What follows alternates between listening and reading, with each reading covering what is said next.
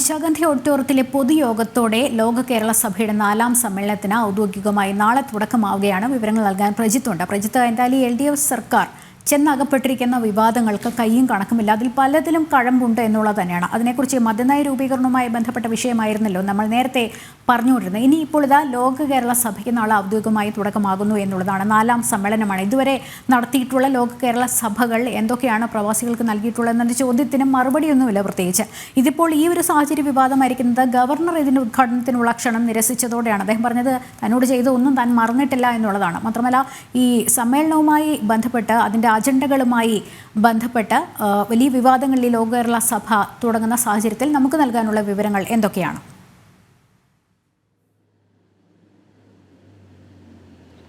ലക്ഷ്മി, പണ്ട് സർക്കാർ CA നടപ്പിലാക്കില്ലെന്ന് പറഞ്ഞതുപോലെയാണ്. കാരണം കേരള സർക്കാരിന് അധികാരമില്ലാത്ത അല്ലെങ്കിൽ അവരെ കൊണ്ട് കഴിയാത്ത മേഖലകളിലൊക്കെ വലിയ ഇടപെടലുകൾ നടത്തുമെന്നുള്ള വലിയ പ്രഖ്യാപനങ്ങളോട് ഇങ്ങനെ ലോക കേരള സഭ നടത്തുന്നു എന്നതിനപ്പുറത്തേക്ക് അതുകൊണ്ട് മലയാളികൾക്കോ പ്രവാസികൾക്കോ എന്തെങ്കിലും ഒരു ഗുണം ഉണ്ടായിട്ടുള്ളത് നമുക്ക് കൃത്യമായി യാതൊരു അറിവുമില്ല. കാരണം 4ാം എഡിഷനാണ് വരുന്നത്. ഇതിന് മുൻപുള്ള 3 എഡിഷനുകൾ കൊണ്ട് എന്താണ് പ്രവാസികൾക്കുണ്ടായ ഗുണം അല്ലെങ്കിൽ പ്രവാസികൾക്കുണ്ടായ നേട്ടം? കാരണം സർക്കാർ പണം ചെലവഴിച്ച ഇത്തരത്തിലുള്ള പദ്ധതികൾ നടത്തുമ്പോൾ അത് ഏറ്റവും കൂടുതൽ ഗുണം ചെയ്യേണ്ടത് അല്ലെങ്കിൽ അത് ഉപയോഗമാകേണ്ടത് സാധാരണക്കാർക്കാണ്. പക്ഷേ സംഭവിക്കുന്നത് സർക്കാർ പലപ്പോഴും കുറേ ആൾക്കാർ അപേക്ഷ നൽകുന്ന കുറേ ആൾക്കാരെ അവരിൽ നിന്ന് തിരഞ്ഞെടുക്കുന്ന ആൾക്കാരുമായി ഇത്തരത്തിൽ ചർച്ചകൾ നടത്തുന്നു. നേരത്തെ കേരളീയമൊക്കെ നടത്തിയ സമയത്ത് ജനങ്ങളിലേക്ക് ഇറങ്ങുന്നു എന്ന് പറഞ്ഞ് സർക്കാർ നടത്തിയ കേരളീയം അല്ലെങ്കിൽ നവകേരള യാത്രയൊക്കെ നമ്മൾ എങ്ങനെയാണ് നടന്നത് എന്നുള്ളത് നമ്മൾ കണ്ടതാണ്. പ്രത്യേകിച്ച് പൗരപ്രമുഖർ എന്ന് വിളിച്ചിട്ട് സർക്കാരിന് താല്പര്യമുള്ള അല്ലെങ്കിൽ ഇടതുമുന്നണിക്ക് താല്പര്യമുള്ള ചില ആൾക്കാരുമായി മുഖ്യമന്ത്രി കൂടിക്കാഴ്ച നടത്തുന്നതിനപ്പുറത്തേക്ക് അത് പോയില്ല.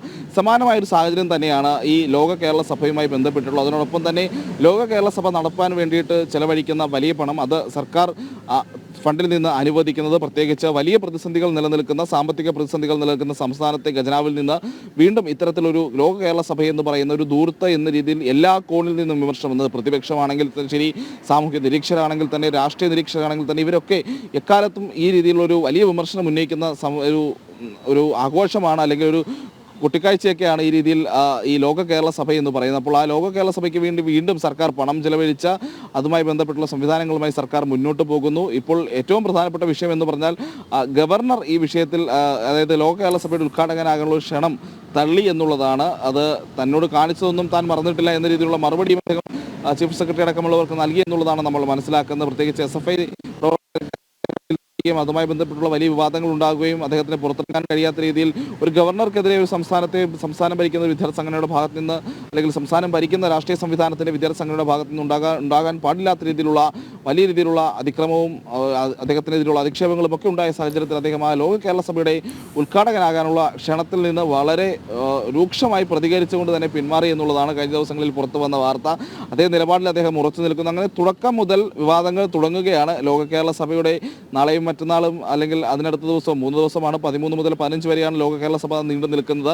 ഈ 3 ദിവസങ്ങളിൽ എന്തൊക്കെ വിവാദങ്ങൾ ഉണ്ടാകും എന്നുള്ളതാണ് നമ്മളിനി കാത്തിരുന്ന് കാണേണ്ടത്.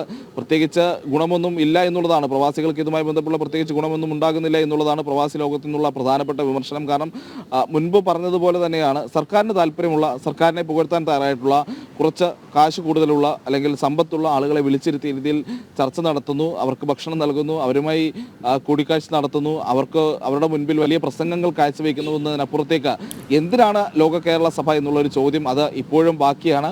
അതുമായി ബന്ധപ്പെട്ട് കൃത്യമായിട്ടുള്ള ഒരു മറുപടിയും സർക്കാരിന് നൽകാൻ കഴിഞ്ഞിട്ടില്ല. ലോക കേരള സഭയുടെ തുടർച്ച എന്നതോണം അവതരിപ്പിക്കപ്പെടുന്നത് ഞാൻ മനസ്സിലാക്കിയെടുത്തോളം ലോക കേരളം ഓൺലൈൻ പോർട്ടലിന്റെ പ്രകാശനൊപ്പം തന്നെ കേരള കുടിയേറ്റ സർവേ എന്നിവയുടെ പ്രകാശനമുണ്ട് എന്നുള്ളതാണ്. അതിനപ്പുറത്തേക്ക് മുന്നോട്ട് വയ്ക്കാൻ എന്ത് ഉണ്ട് എന്നുള്ളത് നമുക്കിനി നോക്കിക്കാണാം.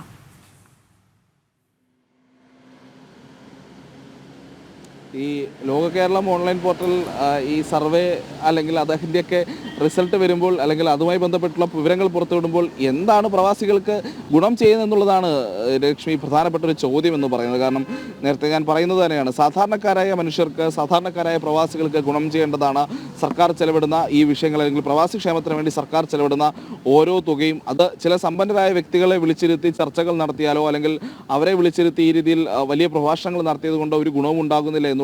ഈ പറഞ്ഞ മൈഗ്രേഷൻ പോർട്ടലാണെങ്കിലും അല്ലെങ്കിൽ ഓൺലൈൻ പോർട്ടലാണെങ്കിലും ശരി, അതുമായി ബന്ധപ്പെട്ടുള്ള സർവേകളും ഒക്കെ അടക്കം നടത്തിയതുകൊണ്ട്, സംസ്ഥാന സർക്കാർ നടത്തിയതുകൊണ്ട് പ്രത്യേകിച്ച് എന്ത് ഗുണമുണ്ടാകുന്നു, അത് മാധ്യമങ്ങളോട് പ്രസിദ്ധീകരിച്ചത് കൊണ്ട് എന്ത് ഗുണമുണ്ടാകുന്നു എന്നുള്ള ചോദ്യം എപ്പോഴും ബാക്കിയാണ്.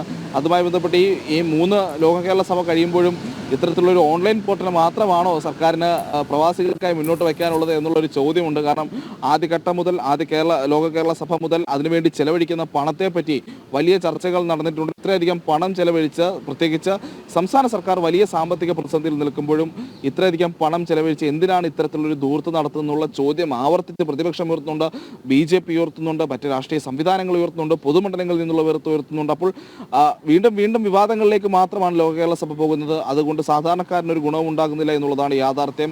ഒപ്പം സർക്കാർ ഖജനാവിൽ നിന്ന് കുറച്ചധികം പണം ഇത്തരത്തിലുള്ള ഈ പറഞ്ഞ രീതിയിലുള്ള കെട്ടുകാഴ്ചകൾക്ക് വേണ്ടിയൊക്കെ ചെലവഴിക്കുന്നു എന്നൊക്കെ നമ്മൾ ചിലയിടങ്ങളിലൊക്കെ പറഞ്ഞു കേട്ടിട്ടുള്ളത് പോലെ എന്തിനോ വേണ്ടി കുറേ സർക്കാർ പണം ചെലവഴിക്കുന്നു എന്നതിനപ്പുറത്തേക്ക് ലോക കേരള സഭ കൊണ്ട് ആർക്കും ഒരു പ്രയോജനം ഉണ്ടാകുന്നില്ല എന്നുള്ള യാഥാർത്ഥ്യം നിലനിൽക്കുന്നു. ആളുകൾക്ക് അല്ലെങ്കിൽ പ്രവാസികൾക്ക് ഗുണമൊന്നുമില്ല എന്നുള്ളൊരു യാഥാർത്ഥ്യം നിലനിൽക്കുന്നു. എന്തായാലും നാളെ മുതലാണ് നിശാഗന്ധി ഓഡിറ്റോറിയത്തിലാണ് ആദ്യം അതിൻ്റെ ഉദ്ഘാടനം നടക്കുക. അതിനുശേഷം കഴിഞ്ഞ 3, 14, 15 തീയതികളായി ലോക കേരള സഭ നടക്കും. ലക്ഷ്മി. പ്രജിത്താണ് വിവരങ്ങൾ നൽകിക്കൊണ്ടിരുന്നത്.